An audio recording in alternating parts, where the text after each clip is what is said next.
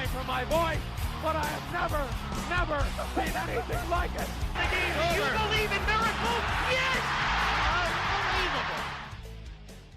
Hey, welcome to the podcast. Talking to Alexander Haynes today about the coronavirus, the breaking news out of the NBA. The NBA season suspended until further notice. What does that do for sports? Also, all the other updates you need on COVID-19. And then we talk about Super Tuesday 2, Big Tuesday, whatever you want to call it, all of the presidential candidate stuff, all that and more with Alexander Haynes. Here he is. All right, on the phone line right now, we have Alexander Haynes talking to us about all the things very current. And tonight, Alex, right before we jumped on the line to talk to you, breaking news out of the NBA. We had the NBA season suspended. Rudy Gobert, the center for the Utah Jazz, found to have coronavirus. Very scary stuff. What can you tell us about this, Alex?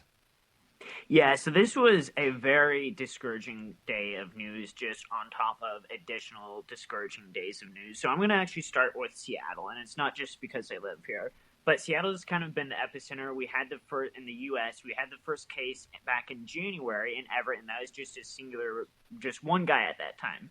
And then since then, it has broken out at multiple retirement homes and living centers. So these are kind of stages where when people get sick, they move to the living centers, that kind of housing, and a retirement home. Because it is particularly hard on people who are older or who have comorbidities.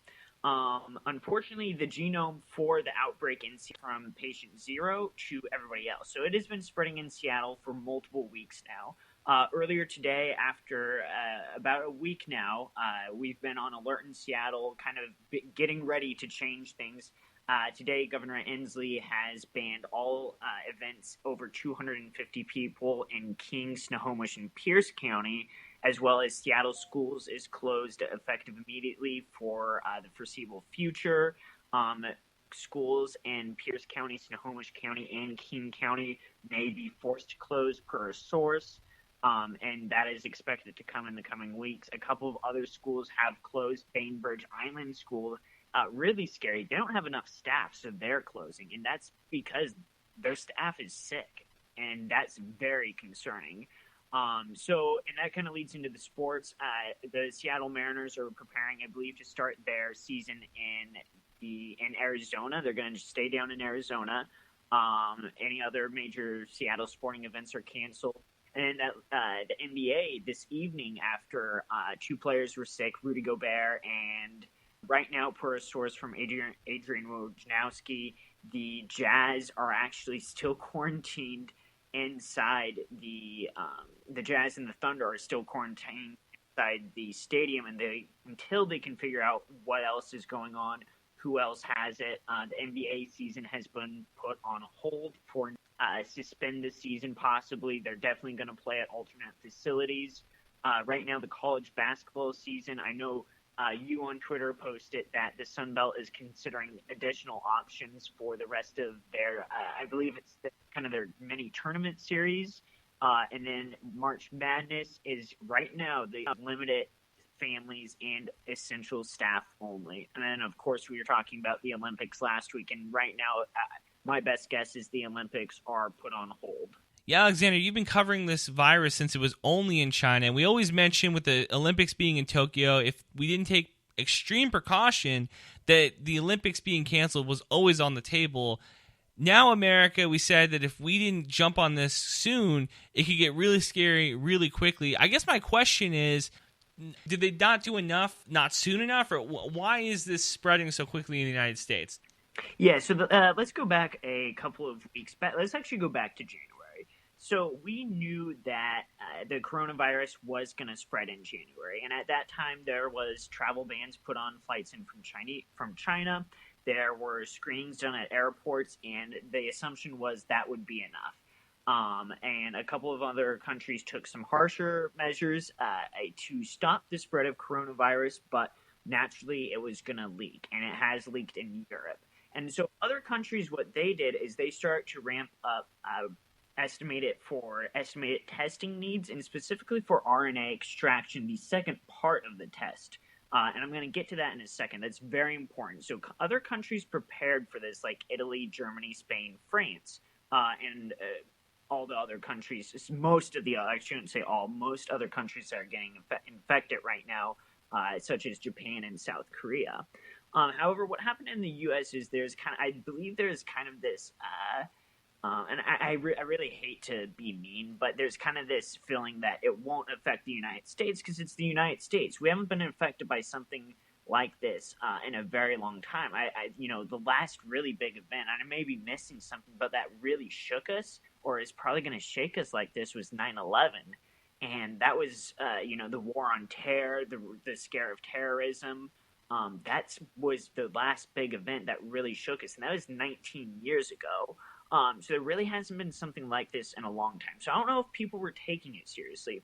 Of course, the other thing was the public, because so much information was coming out from leaked sources in China, and then once we started to see it in other places around the world, South Korea was the first really big test case that we had, where a large portion of the society was affected, and they were doing mass testing. So South Korea was kind of the first free, quote unquote, free country that we got to get real data from. And then, of course, it spread to Italy, and it's now in Germany and France very strongly. We suspect it's in the United Kingdom as well very strongly. However, they have not detected everybody yet. And so fast forward to these last couple of weeks in the United States.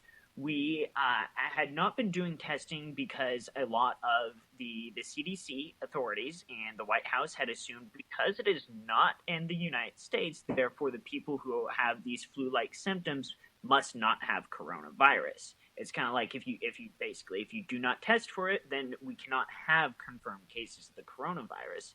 And it was not super widespread at that point, but there are definitely, if we look back retrospectively, there are several cases that we can now see that were probably patients with coronavirus. It happened in Seattle. There was in Kirkland, Washington, I should say, to be specific. There's the Life Care Center, which started to see multiple patients get infected and these were older patients. They started to have very severe symptoms. A couple of the staff turned out to be infected as well. And this kind of rose the national alarm that there may be a widespread infection because there is community transmission. And community transmission means that you do not know how it got you don't know who patient 0 is. So it's just out in the community. As we go forward, it reveals that the United States is not prepared to test people. Vice President Pence, who is put in charge of the task force on coronavirus, said that there would be 1.5 million tests done by the end of Sunday. We have now done only about the Atlantic. They're investigating right now, and they in an article this morning, they stated that there's only been about 4,600 tests done in the United States that they could definitively confirm.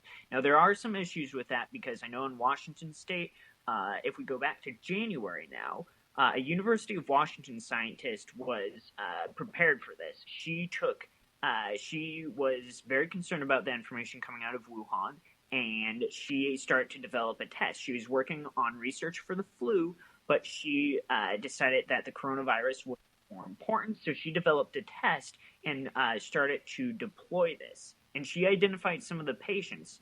However, when she sent these results to the CDC, they put a cease and desist on her, and she was not able to get this information out.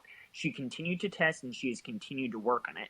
So testing at the University of Washington is actually about 4,000. So right now, Washington State testing, and specifically only at the University of Washington, is matching what about the rest of the country is doing, which is very concerning because we have in New Rochelle, New York, the National Guard has come out and quarantined that district.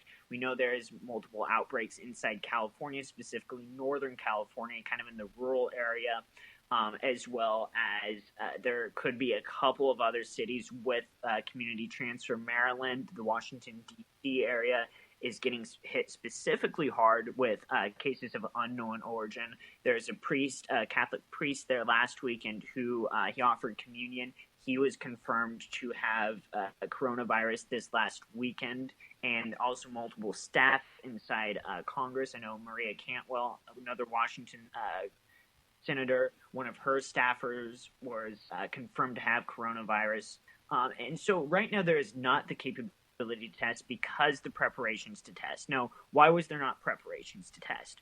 what ended up happening was the CDC decided there are about 12 different ways to test out in the world right now that confirmed to work for coronavirus, to test for coronavirus. And a lot of these were developed by Chinese scientists, Hong Kong scientists, Japanese or South Korean scientists, because they were going to get hit first, so they were prepared. The CDC and the FDA, because when you declare the highest level of emergency, it has to start. The FDA has to approve all testing. So what they wanted to do was about 6 weeks ago, they started to work on their own test that was based off of no other country. They wanted to do their own thing. But what they wanted to do was test for every strain of the flu as well as every other strain of the coronavirus. Because remember, coronavirus is actually a bigger term for multiple SARS viruses. Specifically, what we are dealing with is SARS-2 SARS-2 coronavirus 19. That is the specific strain. So when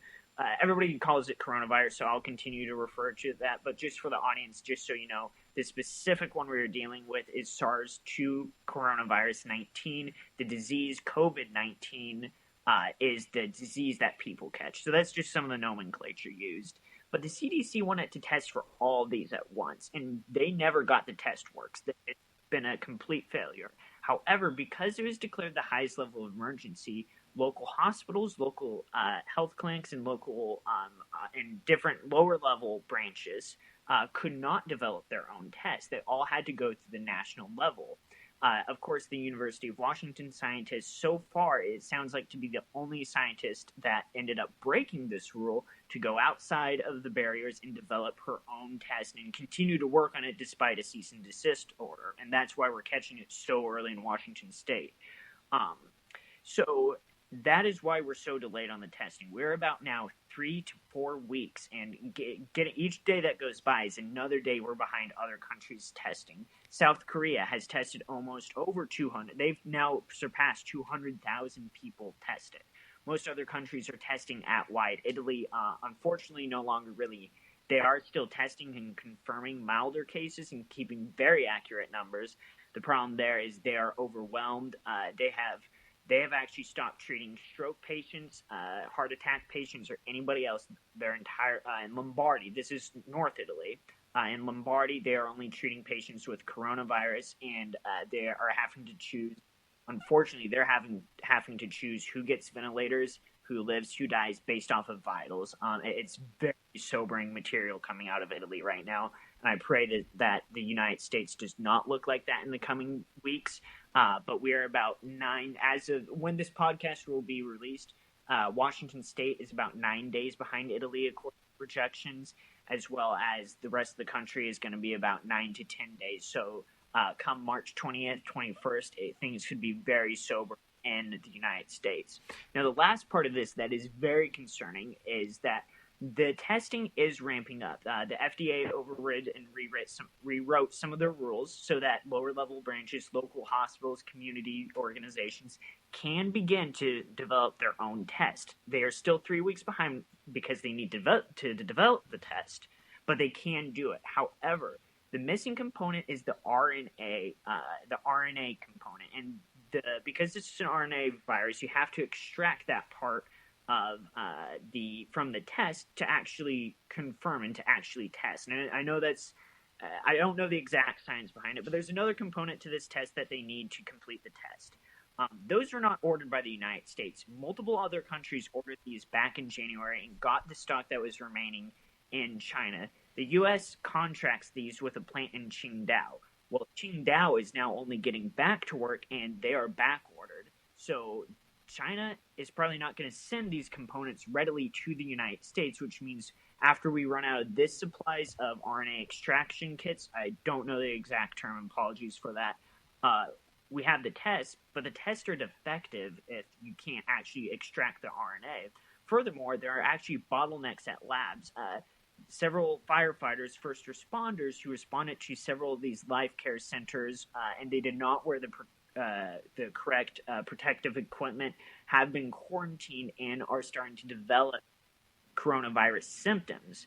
And they took tests about 8 days ago now, and 9 days ago when this podcast will be released, and actually yesterday it was revealed that They hadn't heard anything back from their test. Well, their test expired because they were bottlenecked at the lab. So multiple tests are coming into CDC labs, but they're just sitting there, and they do expire after a certain amount of days, which means people are not going to be getting results. And that is where we are at in the United States, and things are not looking very good right now. All right, let's talk about Trump's travel ban, and not the one you're thinking about. He decided on Thursday night to put a 30-day hold on traveling to Europe. No, we talk about Italy, and there aren't a ton of confirmed cases right now in Great Britain or the UK. What do we make of the travel ban, the 30-day travel ban that's going to take effect on Friday? So there actually are some questions about that because there have been multiple it's unfortunately a little bit expected at this point, but there's some confusion about that, and the actual order that has gone out per sources is that it is not for all of Europe, it is just for the European Union, and it is also not for U.S. nationals, so people who are U.S. citizens can still come and go back, and it does not actually bar flights from the U.S. to the European Union, but only imposes the same restrictions that are in place for non-U.S. residents.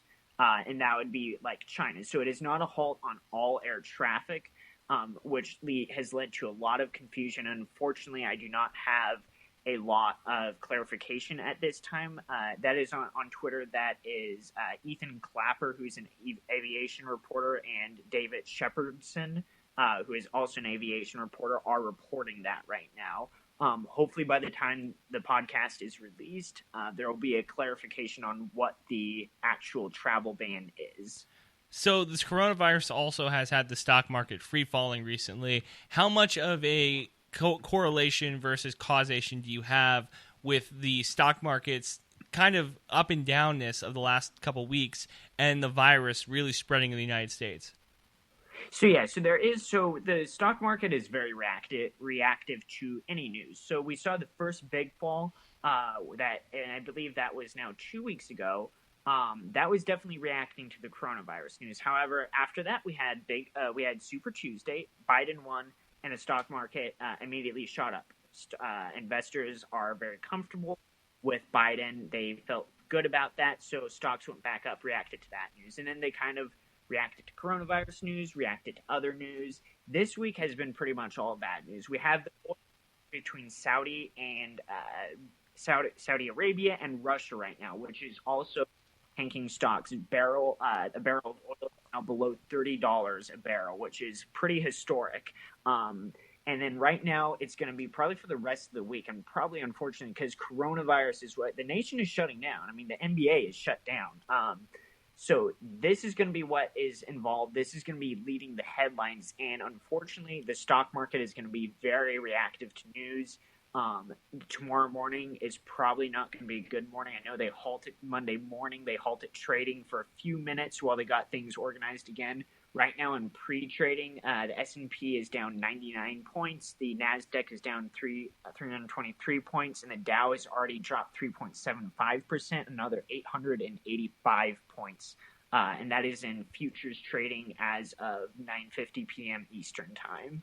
See, that's incredible to me because this is the thing that I think a lot of people were worried about. Talk about the swine flu, talk about Ebola. Do you feel, because I know the conspiracy theories out there, and I've kind of addressed it before on the podcast, but I want to get it out of your mouth, Alexander, the idea that these flus, that these pandemics only occur during election years, that theory has been floated on Twitter a couple times. It's been floated my way a couple times. Can you disprove that right now, that this isn't just a fluky type of deal?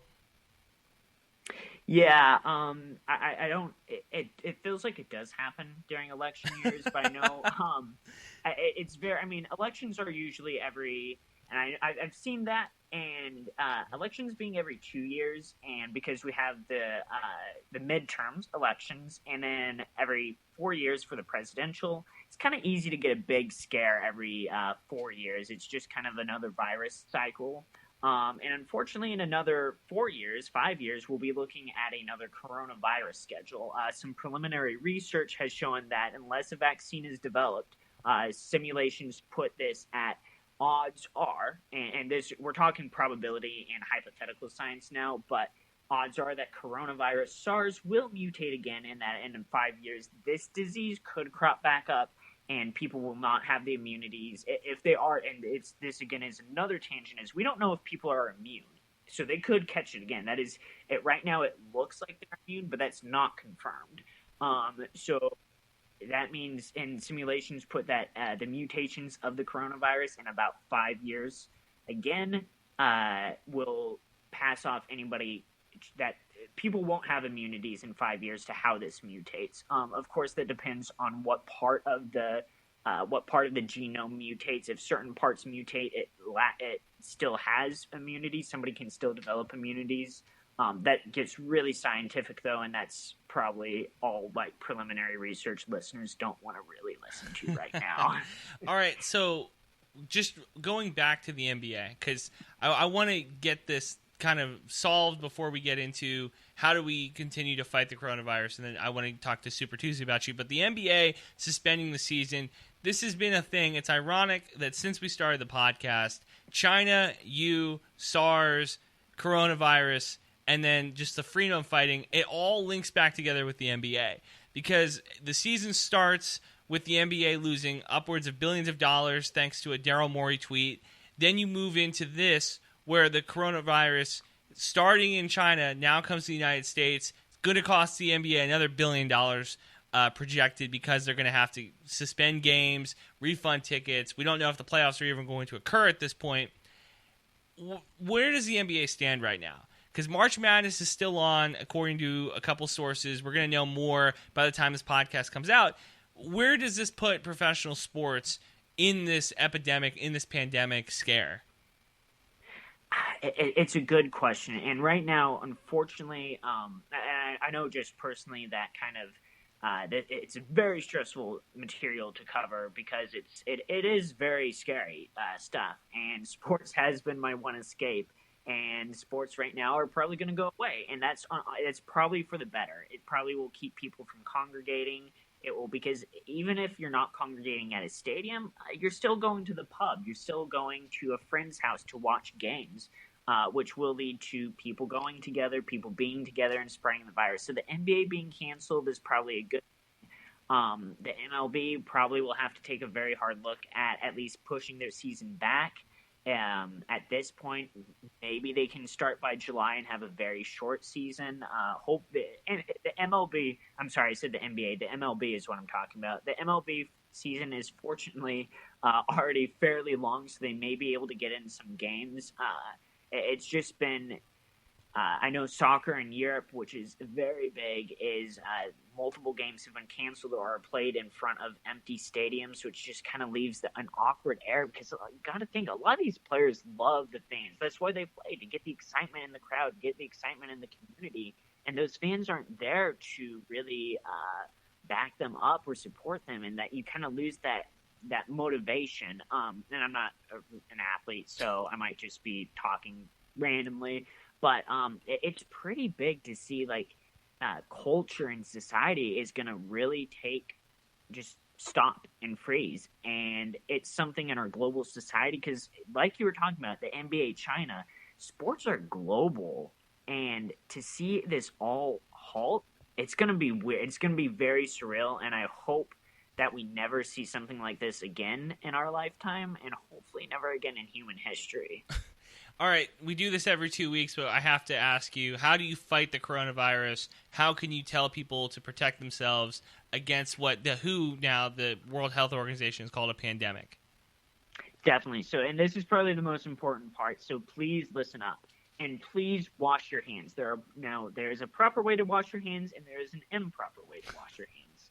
Please wash your hands for 20 seconds, and there are multiple guides out there that you can just give a quick Google just to make sure you're doing it right.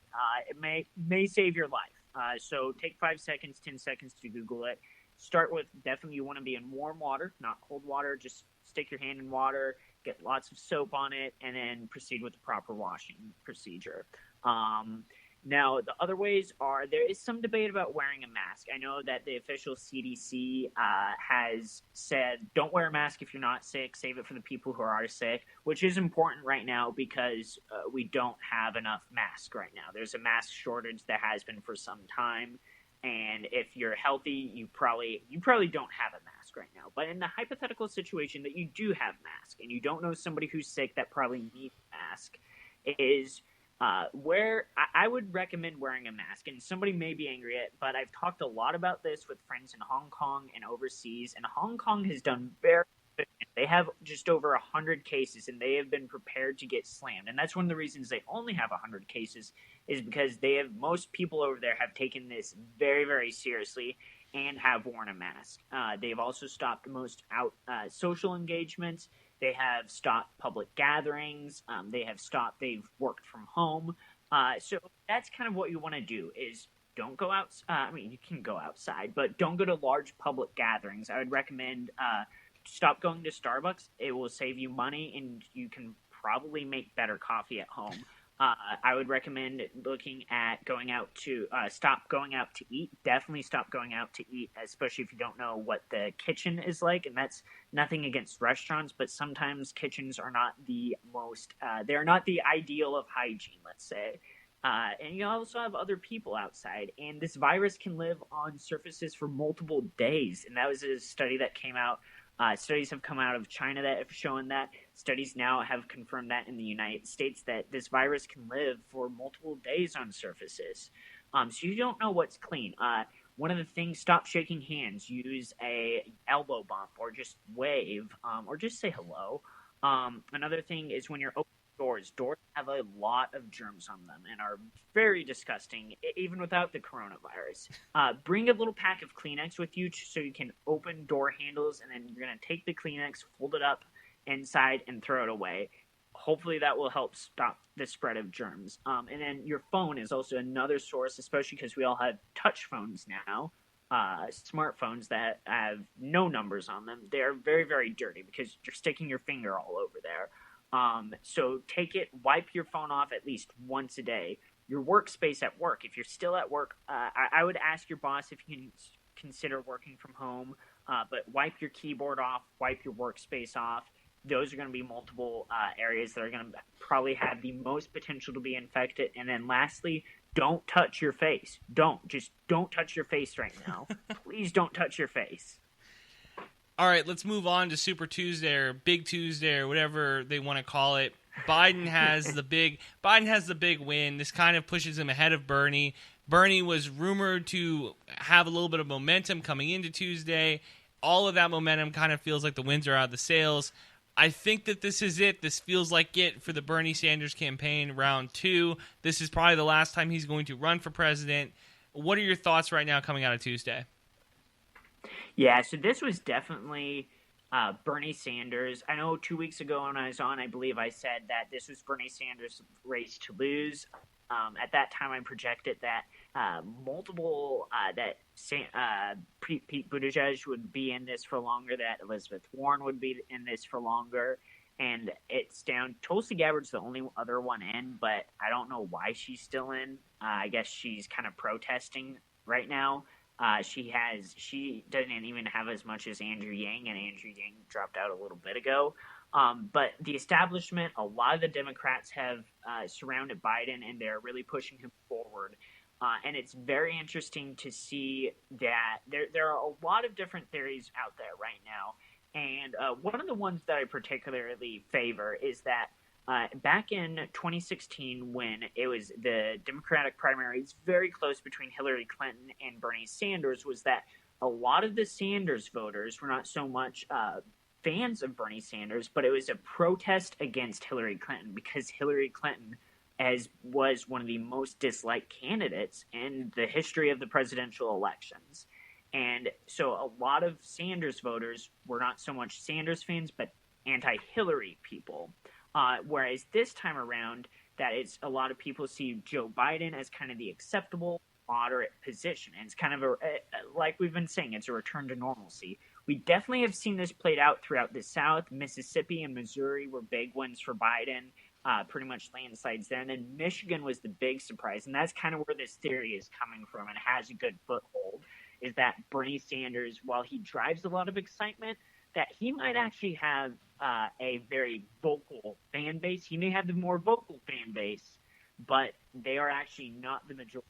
A lot of people see Joe Biden as the moderate, acceptable option to beat Donald Trump in this Democratic primary. And I'm actually looking right now. So Washington State was also a primary last night. And Washington State, just from experience, there are a lot of people here who really like Bernie.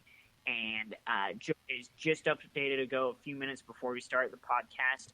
The voting tally still had not been finished. It was actually a tie for delegates. Joe Biden has just taken the lead with 77% reporting. So that is going to be a huge blow to Sanders if Joe Biden ends up winning Washington State. Sanders did announce this evening that he is going to stay in the presidential race. Now, what is the one way that Sanders can still win this? Debate. There's going to be a debate Sunday. And one of the things is that Biden is, we know he can sound gaffy at times. He says a lot of weird things, especially that he's getting older. And if Bernie Sanders can make him say some weird things, that could be a very big blow in the upcoming primaries. And now, unfortunately for Sanders, is that a lot of these primaries, a lot of the people, the support for Joe Biden continues. Right now, the next 4 primaries are going to be Florida, Illinois, Ohio, Arizona. According to 538 polls, Joe Biden has the lead in all those states. The smallest margin is 51.6% in Arizona. Largest margin is 59.4% in Florida. But still, a lot of those we're probably going to see tick up as more people realize. And one reason that Andrew Yang has endorsed Joe Biden, he said, Andrew Yang's thing was always math, and he says the math right now shows that Joe Biden is the favorite. That's who people are voting for. Therefore, I'm going to join Joe Biden in being the primary. And I think a lot of people are going to, whether they like Yang or not, that's the logic that they're going to follow. And that's why I believe Joe Biden has a lot of momentum to gain right now. And this primary may be over before the end of March. One interesting thing to note is that both of the candidates have canceled their town halls for the foreseeable future because of the coronavirus. It will be interesting to see if that has any effect and if that might diminish that might dash any hope that Bernie Sanders has to kind of get a little bit of momentum in one of these states, because right now Joe Biden has all the positive publicity. So what are we going to remember from the Bernie Sanders campaign, both in 2016 and now? Because I don't think that he's going to be as vocal. I don't think he's going to be a candidate in 2024 or 2028. So what do we expect, or what can we remember from Bernie Sanders' political life as a presidential candidate?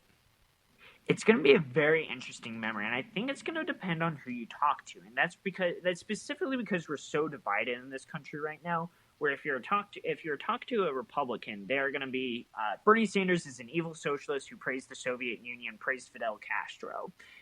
But if you talk to a more moderate Democrat, they're going to be like, Bernie Sanders had some nice ideas, but he had a very vitriolic fan base, and he's a very, very angry man. But if you talk to a Bernie Sanders fan, they're going to treat him like a saint. And a lot of people that are very progressive in the Democrat Party are going to see Bernie Sanders as this model for the future. They're going to probably want somebody who is like him in the 2024 race. There will probably be somebody that they look to who has kind of the talking points, but is more unifying, because that is very true, is that Bernie Sanders is a very, very angry man who has a very divisive fan base. And that I know from people that I've talked to that that has definitely caused them to stray away from Bernie Sanders just because of that vitriol. So I think it's going to be a model for the progressive wing of the Democratic Party in the future.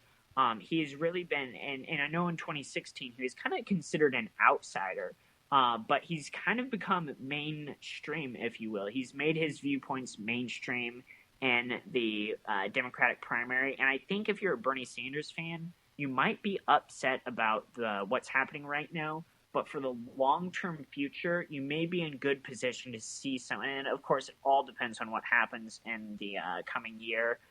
with the coronavirus, because this is such a historic event that it will shape the couple years of U.S. politics. But I think he's really shaped a model of a candidate. There will be probably for 2024 and 2028 somebody who takes on the Bernie Sanders positions. Before I let you go, a lot of colleges are closing campuses down. My college, Texas State, has not done it yet. UT has not really figured it out yet. UTSA, Texas A&M, other Texas campuses have kind of figured it out. Do you suggest college campuses closing shop down before spring break, closing shop down the 2 or 3 weeks after spring break, and kind of figuring out this coronavirus thing? Yeah, definitely. This is actually one of my big concerns, and I'll try not to go on it too long. If colleges are going to close down now, close before spring break ends. Right, air travel right now, because you're in a stuffy place and you're going to be next to a lot of people who, man, you can be asymptomatic and be a spreader of coronavirus, which is very important to note. So even if you feel completely fine, you may have coronavirus and be carrying it. If you've been around people who have it, if you've been sick. I'm not trying to scare everybody out there, but college, the culture of spring break in college is huge in the United States, something a little bit more than any other country has. People going to traveling to see friends, to see family. There's going to be a lot of college students on domestic flights in the coming week. And I'm hoping that they either go to online or cancel classes so these students can just stay with their families, stay with their friends, or just be in an area that they can go to school online. They don't get on 2 flights in the span of a week. They just go on one home, or they just drive instead, or they just even stay put. So I think colleges should make the decision now before spring break so you don't have students stuck in limbo. You also have to consider there are some students who are unfortunately dependent upon living. They don't have a family to return to. Hopefully their friends reach out to them, and that's why friends are so great and allow them to stay at their house. But there are students out there who are dependent on living at dorms, who are dependent living out in college housing. And unfortunately, dorms are not the ideal places for hygiene. So if one student gets on a flight, comes back, brings it back, very, very likely that dorm gets infected because of how contagious this virus is. So I'd urge colleges to look very closely at their plans for this and come up with contingency plans now before you see an outbreak. Alexander Haynes, you can follow him on Twitter.com. Tell him where to find you, Alex. You can follow me at ACL Haynes. I'm trying right now and that's Haynes. I'm trying right now to bring everybody the latest research, the latest articles on coronavirus. There's a lot there, but that is where you can stay up to date. Thank you so much for coming on, Alex. Hey, thank you very much. Hey, thank you guys so much for listening to the podcast. If you want to catch more of Alexander, he's on our podcast page. Also, ACL Haynes on Twitter. Look, this is a big deal. I'm very sad about the NBA season. You're going to get that podcast later this week. We're going to talk about what we can expect out of the NBA going forward. What can we expect out of sports going forward? But I want to put this podcast out with Alexander first so he can kind of inform you guys and let you guys set up where you are going forward. If you are going to a large concert or if you're going to the beach for spring break, I highly suggest that you don't. The Sunbelt Conference, as of time recording this on Wednesday night, has not yet told me if I can go to the Sunbelt Tournament in NOLA just yet, New Orleans. Right now, it's looking like a yes, so I'm going to head out there on Friday afternoon. But Thursday, day you're listening to this, hopefully, we're going to get more information. So there's a possibility I will not be going to New Orleans to be covering the Texas State Bobcats. Big sad about that, but what can you do? I'd rather stay healthy and happy than get this virus. Thank you so much for listening. You can go find all the rest of our content on the podcast page. I will hopefully talk to you guys tomorrow.